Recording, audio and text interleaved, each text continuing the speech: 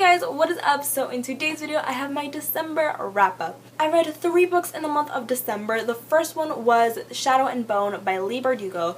I rated this 3 out of 5 stars. I had a couple of issues with the book. The first one being I found the main character to be pretty annoying. The first half of the book I didn't find her super annoying at first, but towards the end I could not tolerate her. I just hated reading through her eyes. The second issue that I had with this book is the world building. Since it is a high fantasy novel, I feel like world building is very, very important because Leigh Bardugo is introducing us to so many different terms and so many different elements that for me it just fell flat. Everything. I had a lot of trouble picturing a lot of the scenes and the settings and locations in the book, as well as some of the different words and some of the different titles of the people in this book. I just kept forgetting them, and it was very difficult for me to properly comprehend and immerse myself in the world because of it. I actually tried reading the sequel, I think it's Sage and Storm. After I read this book, I was like, okay, I'm gonna give it a try. I'm going to, try and see if this series gets better, because I always like to give series a second try. Like, even if the first book doesn't impress me, I will always try and read the second book to see if it picks up.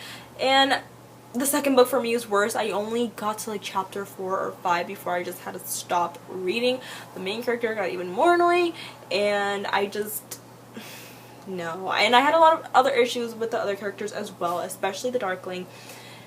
And yeah, I don't think I'm going to be continuing on with this series. The second book that I read was one that I had to read for school, and it was The Scarlet Letter by Nathaniel Hawthorne. This is a classic, and I gave it a 4 out of 5. I actually really enjoyed this book. If you didn't know, it's about this girl named Hester, and this book takes place in this Puritan colony during the late 1600s, I believe. So it's this super duper religious colony. It's all about Puritanism, and because of it, the government laws and their values are deeply intertwined with the religion. So Hester commits adultery, and because of this she has to wear a red scarlet letter A on her chest for the rest of her life. This letter A marks her as a sinner to the rest of the townspeople, and everyone kind of stays away from her because of it, and she is treated as an outcast. And yeah, it was very interesting for me. I really enjoyed the book. There is a lot of symbolism and themes in this book, so it's best to go into this book wanting to deeply analyze the different themes and the different symbols and just the different metaphors and rhetorical devices that the author uses. The last book that I finished reading was Blue Lily Lily Blue, and this is the 3rd book in the Raven Cycle series by Maggie Stiefvater. I love this book. I think I gave it either a 4 out of or 5 stars. I believe I give it a 5 stars. It was just awesome. It was an amazing continuation. It's great. The whole series is great. The first book is The Raven Boys. This series is about a girl named Blue everyone in her family is a psychic except for her. Every psychic around her has told her if you kiss your true love, they will die.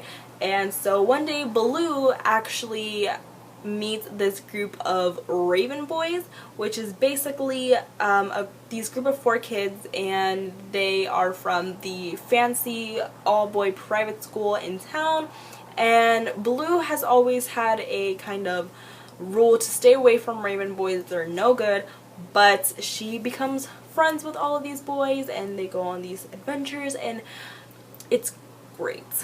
Okay, so that is it for this video. Hope you guys enjoyed, and subscribe if you want. Follow my Twitter if you want. I mean, I'm not gonna force you to do anything you don't want to, but I'm just saying you really should follow me and subscribe.